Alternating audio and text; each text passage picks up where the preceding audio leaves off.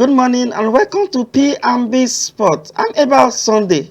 Today we'll be going over to Cameroon to discuss the just concluded All African Badminton Senior Championship, and Solomon Obiagu will be talking to us live from Cameroon. So you see that we'll have a whole lot to discuss rather in this show this morning. So just sit down, relax, grab your teacup because P&B Sports Show start now.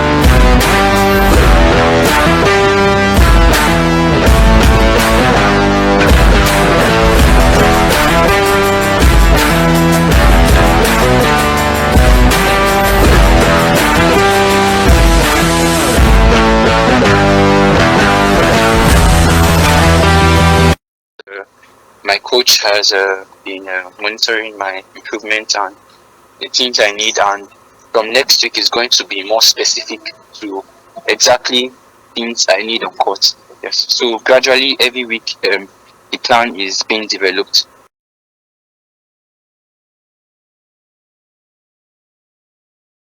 You just watched the video. That was the video of Solomon Obiagu before he traveled to Cameroon for the championship.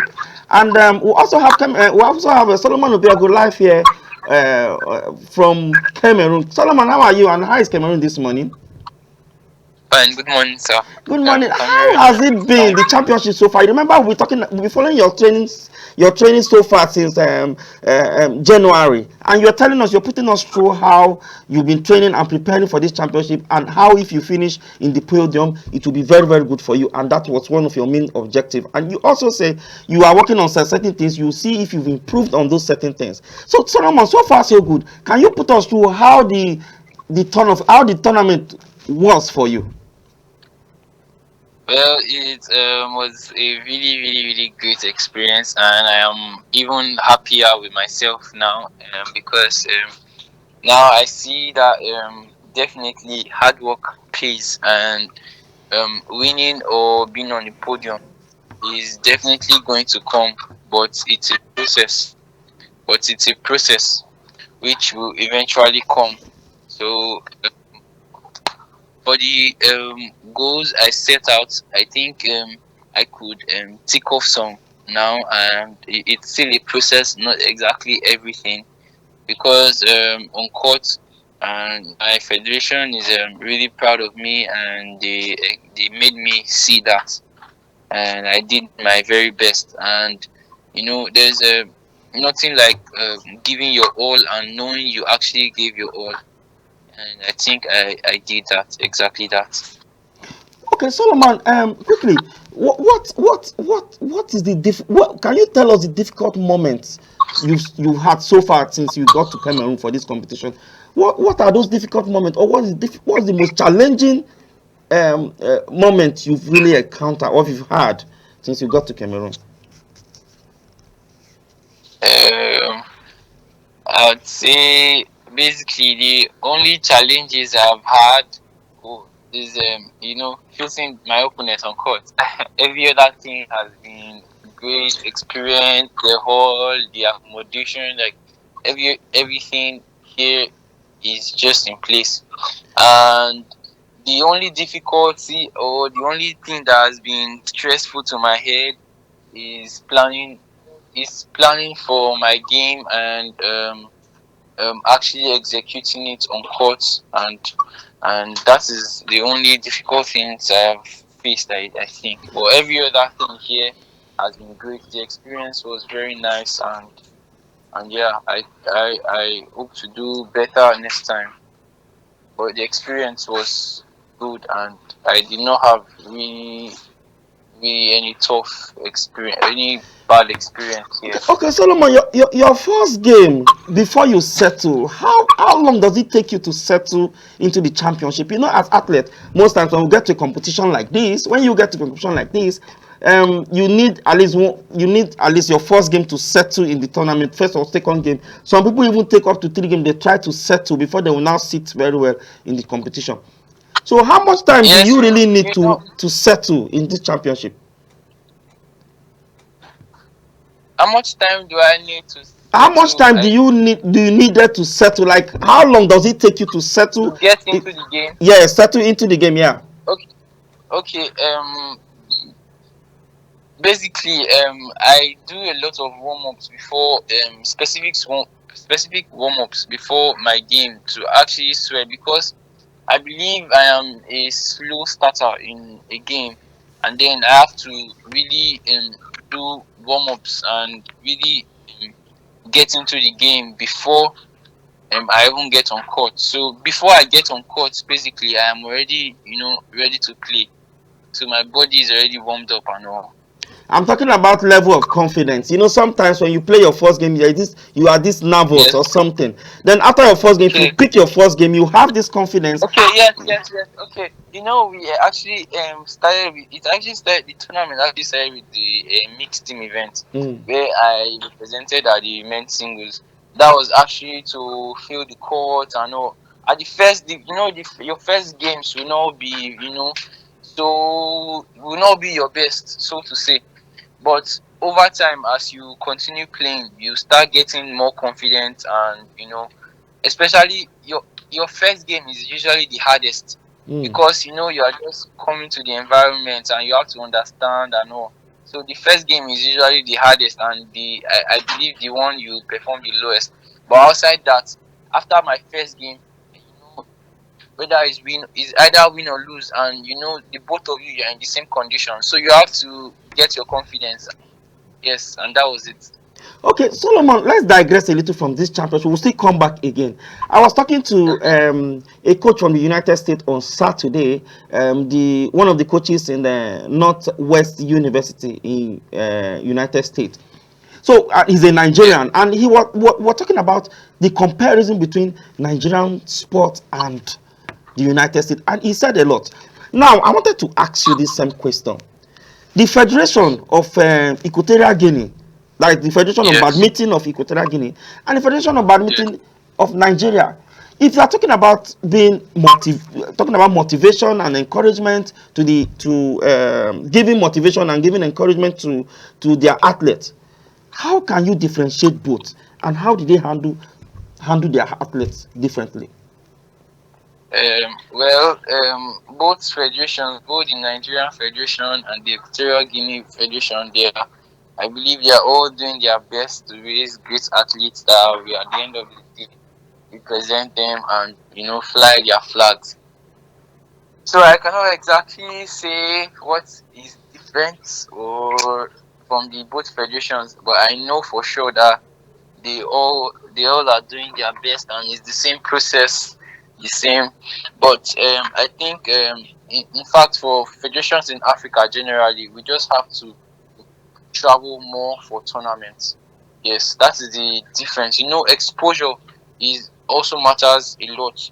You see these athletes abroad, they expose their players. There are a lot of tournaments that they enter them for, and if it would be like that in Africa, um it will take the game to the next level. Okay, okay, Solomon. I know you are trying to be diplomatic about your answer. It's fine. I understand.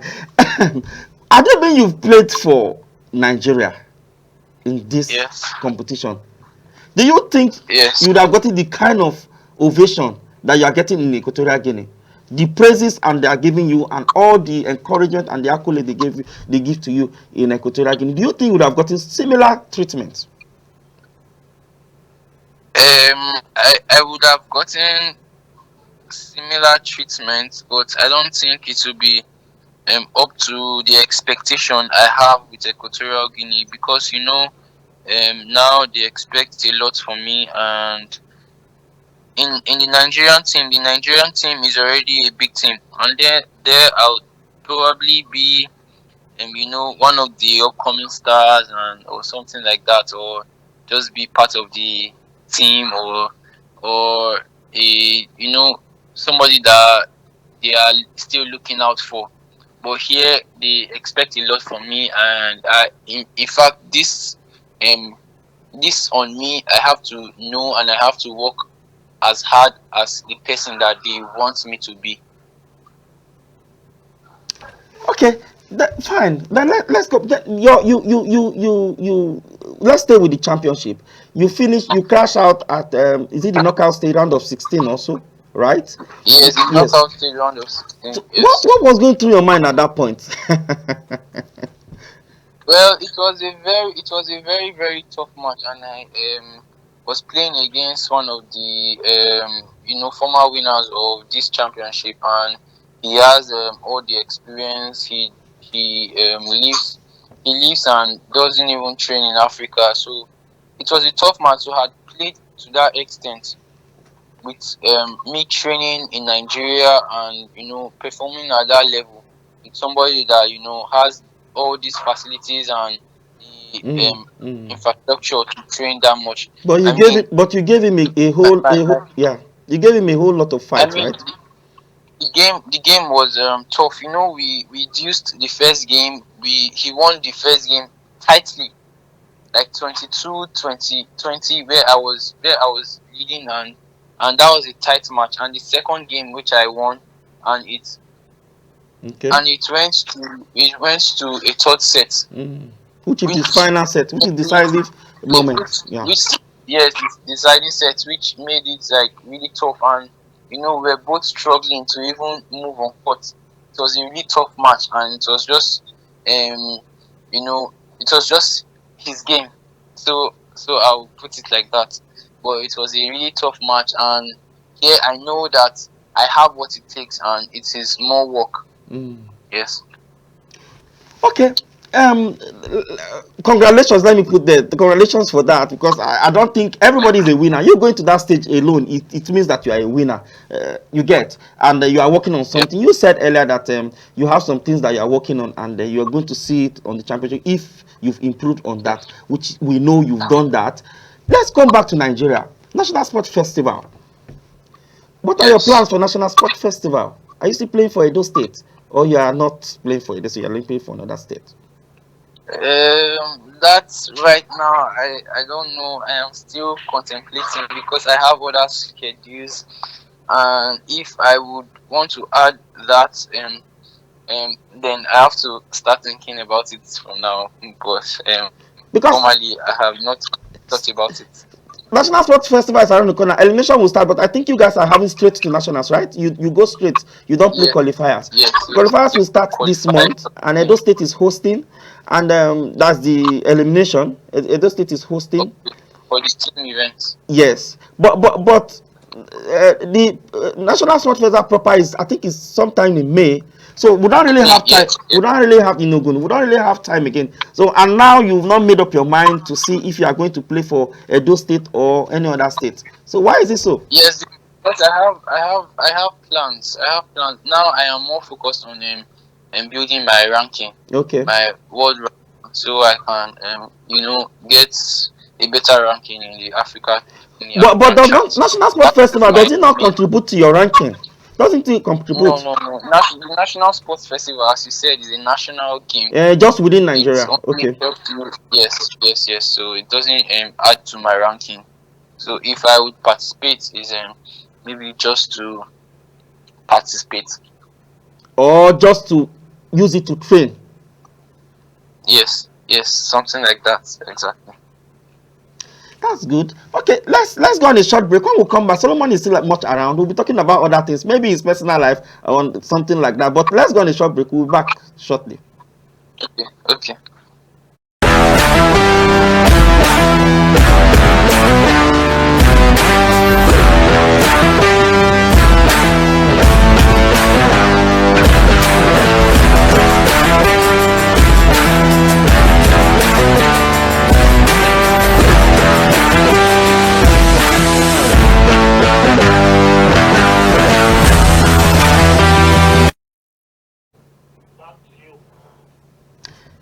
Welcome back. We'll be having conversation for the past 20 minutes with Solomon Obiegu, the Nigerian that represents Guinea-Bissau. Anytime I say this, it's always funny, right? But it is what it is.